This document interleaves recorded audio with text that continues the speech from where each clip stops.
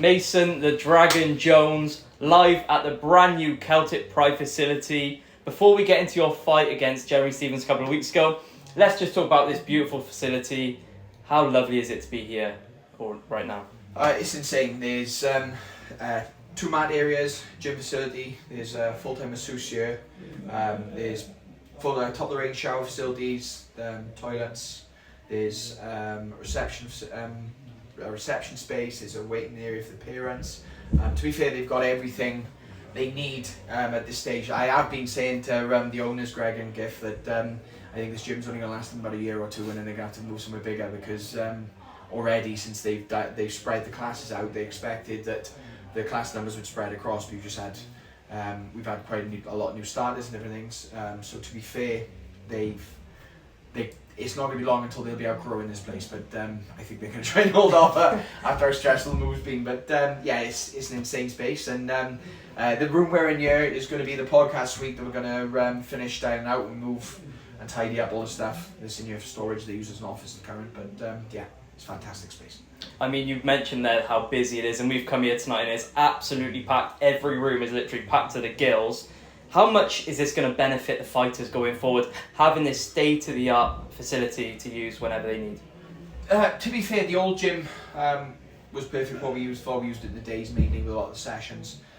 So this, again, I think it's just, it increases the access people can get. So whereas before Thai was Tuesday, Thursdays, they do a class on Wednesday and Saturday, now it's every night. Jiu-Jitsu, whereas before it was Monday, Wednesday, Friday, now it's every night. There's a weight facility for the parents. When they drop the kids here, they can do a little bit, some kettlebells, dumbbells, different things like that. Like I said, it just making it easier, and it is a big community project. There's 2 local car parks people are parking at. They get you in or park on the street, and the main thing is just to benefit the community and to sort of give back towards Wales, and that's what I think Giff and Greg are trying their best to do. And as to benefit the fighters, like it just makes it so much easier for people to benefit. It's absolutely incredible, and let's talk about the fight a couple of weeks ago. You are fresh off a win in the UFC, back where you belong against UFC veteran Jeremy Stephens. Talk me through that one. You've had a couple of weeks now to watch it back potentially. How do you think that performance went? Are you happy with your performance? I'm never happy with any of my performances, but it went well. We got the win. Round 1 I controlled. I think I won quite easily. Round 2 was a bit closer of a round, mainly due to leg kicks and me not sticking completely to the game plan we had in place. And then round 3, obviously, they were literally like just wrestle. He compromised my leg in the 3rd where the nerve started to go, so it was time to take him down. Like something I could have done from the sort of the start, but we want to go out there and we want to entertain him. I did have the whole intentions of putting him away. I think if I had stuck to sort of use my left leg a little bit more, throwing the teeps, throwing the obliques off the jab instead of just the high kicks like we had planned, just adding more volume in, and sort of stop the calf kicks, I think I would have literally schooled him like I did from the first. I think I probably could have finished him in the 3rd. I mean, he's 38 years old, but he was so tough in there. Were you expecting him to be that tough? Because he's a couple of years away from MMA doing the bare knuckle boxing, but were you expecting him to be that tough? Oh, of course. It's Jeremy Stephens. The guy's got 20 knockouts in the UFC, I think, or 19 knockouts he'd had with the BKFC and different things, and sort of being away from the UFC. I just think this for him was his return to his hometown. This was his return to the UFC, and he's building for that Conor McGregor fight. And it's something I think he'd work really hard for. Obviously, he's coming off the BKFC. He was getting paid well, so he was in prime position. He just didn't have enough, really. How excited were you to see his name on that contract when you signed? Because he is a legend under the UFC banner and MMA in general. So I actually only signed the contract like 3 weeks before the fight. We was waiting for weeks and weeks for the contract, but they called and offered it like 8 weeks before, so we had more than enough time for camp and stuff, but obviously until our contract comes through, I'm still waiting for it all to fall through. But yeah, it was just one of those things where they called, my manager was like, look, there's a really big name being brought up, went through the old shebang of sort of making me guess and laugh, and I actually guessed Terence McKinley, and then he was like, no, this is an old vet. He was like, Jeremy Stephens, and I actually said Jeremy Stephens isn't in the UFC.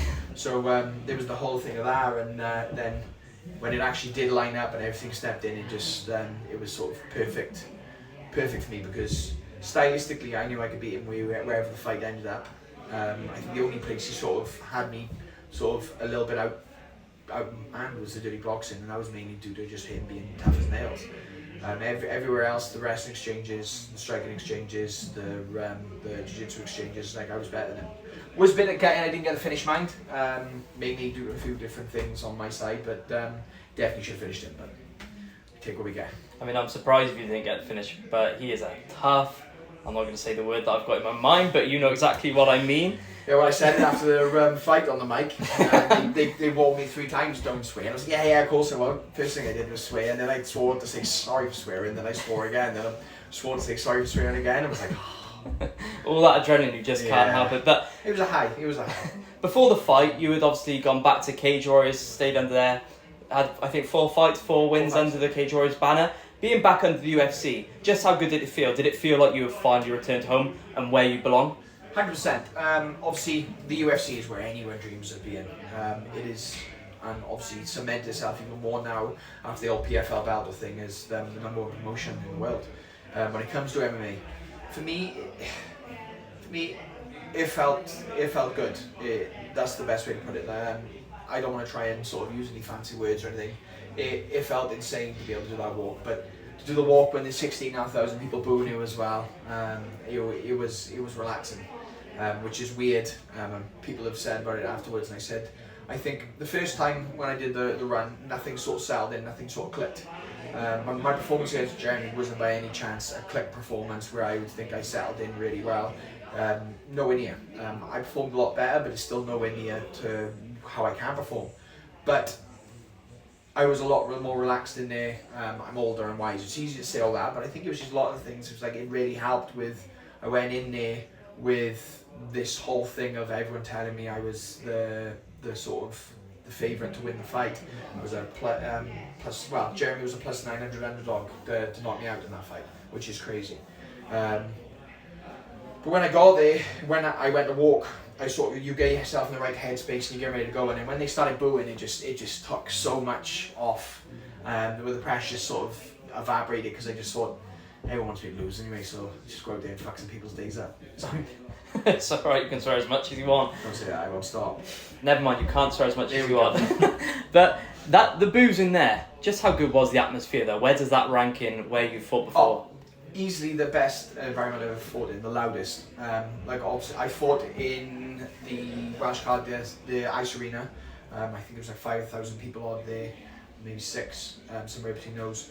I fought the O2, which was like 18,000 people, but I don't know where it is, hearing how loud it was. It was that loud you could literally hear the seats start to shake.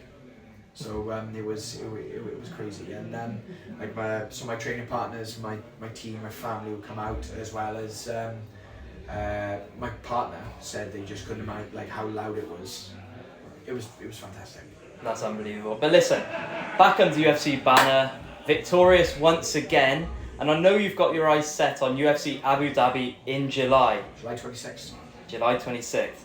Have you had any confirmation, any word? No bites, no snips. All we've done so far is we spoke to the UFC, we spoke to the matchmakers. They know I'm available. There was a guy I was signed to fight in February who turned me down in 5 days. When I signed, said he needed more than 5 days. So I'd love to revisit that. There's a few names I'd like to fight, but the main thing is just waiting now to see sort of who's available for those dates.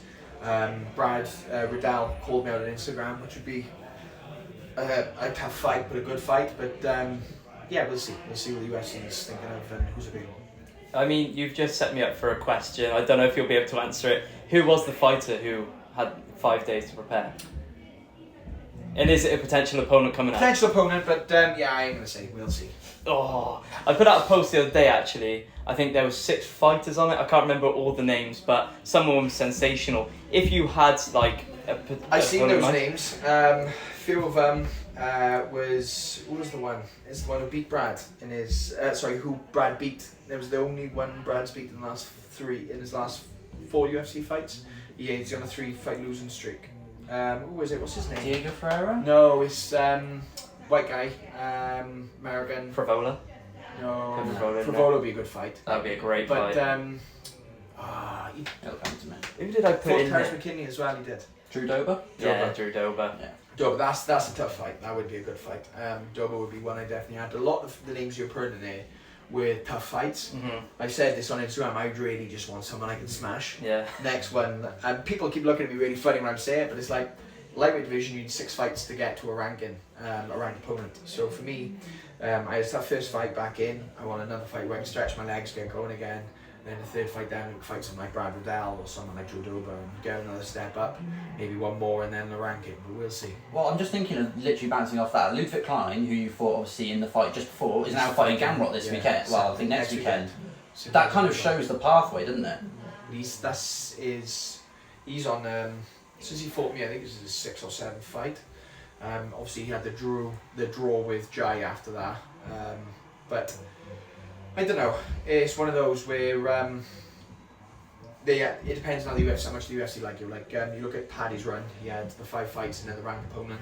That's going to be standard. If not, you need to be looking at more than that. So for me, I've done my first step. I've got 4 more before I get a ranking. Another 2 in the rankings before you even get title contention, and that's the minimum. Like heavyweight got less on 9 wins, and they still didn't give them title contention. So it all depends on how it goes, but. The main thing is going out there and putting exciting fights on and looking to get these wins, because a lot of people don't understand. They think you go out there and just take people down, hold them down, and they'll progress you. But it's not the world we live in anymore. You have to be going out there and finish, which is something I try to do every time. I try and finish every minute. Lovely, and there isn't an easy fight under the UFC banner anyway. Especially not lightweight. Lightweight's the definitely not. Definitely the deficit division. I 100% back that. Yeah, you picked the hardest one, but best one. But listen, Mason, thank you so much for joining us this evening. Congratulations on your win a couple of weeks ago, and we look forward to seeing you hopefully in Abu Dhabi in July. Thanks so much.